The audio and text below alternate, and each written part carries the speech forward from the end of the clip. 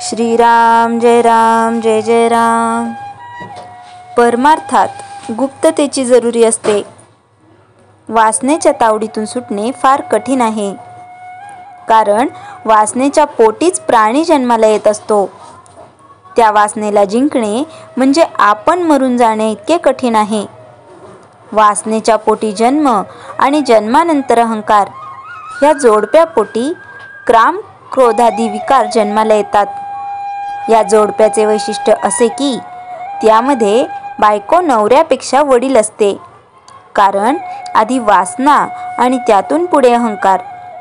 भगवंताजवळ वास ठेवला तरच वासना नष्ट होते। प्रपंच मुळात चांगलाही नाही आणि वाईटही नाही। प्रपंचातली वासना बाहेर काढणे याचेच नाव परमार्थ। प्रपंचात प्रसिद्धीची जरुरी असते, त्याच्या उलट परमार्थात गुप्ततेची जरुरी लागते। समजा एखाद्या बाईने दागिने हवेत म्हणून नवऱ्याजवळ हट्ट धरला आणि नवऱ्याला तिला हवे असलेले सर्व दागिने देण्याचे कबूल केले, पण अट अशी घातली की जेव्हा दागिने अंगावर घालायचे असतील त्यावेळी ते घालून खोलीची दारे खिडक्या बंद करून आत बसले पाहिजे। अशी अट पाळून कोणती बाई दागिने घालायला कबूल होईल? कारण दागिने लोकांनी पाहण्यातच तिला समाधान आहे। ही झाली प्रपंचातली रीत। परमार्थात याच्या उलट गुप्ततेची गरज आहे।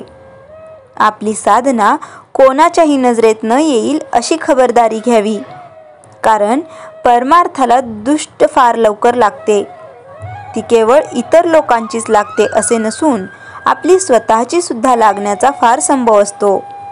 म्हणून परमार्थात गुप्तता असावी आणि आपल्या हातून जे साधन होते ते सद्गुरू किंवा परमात्मा यांच्या कृपेनेच माझ्याकडून करून घेतले जाते ही जाणीव ठेवावी।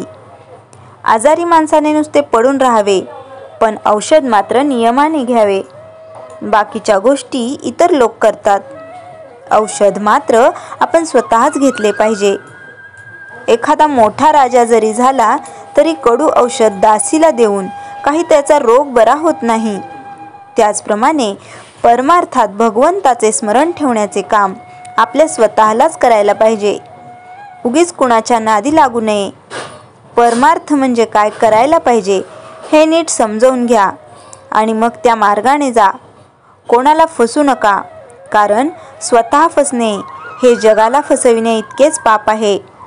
ज्याचा प्रपंचात पाठीराखा परमात्मा आहे त्याचा तो प्रपंचच परमात्मा होतो। उलट ज्याचा पाठीराखा अभिमान आहे त्याचा परमार्थ देखील प्रपंचच म्हटला पाहिजे। श्रीराम जय जय राम।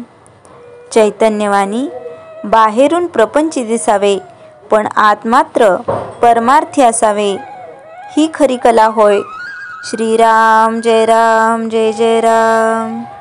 जयाच्या जनी जन्मनामार्थ झाला, जयाने सदा वासनामात केला। जयाच्या मुखी सर्वदा नाम कीर्ती, नमस्कार त्या ब्रह्मचैतन्य मूर्ती। श्रीराम जय जय राम।